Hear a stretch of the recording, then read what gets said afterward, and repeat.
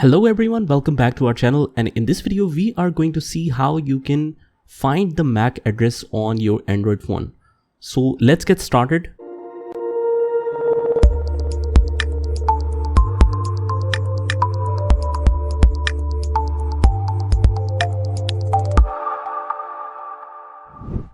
Guys, it's very easy. I'll just open the menu and right here settings. And from the settings, I can go to network and internet. I'll go to internet. And from here, you can see the internet right there. And on the right hand side, there is a gear icon. I will click on it. And if you scroll down, you can see the MAC address right here. So you can just simply copy this. Just hold down on your finger and just copy it.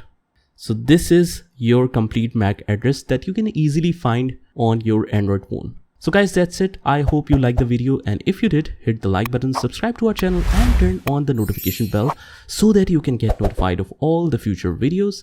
This is Saad signing off from today's video. Take care.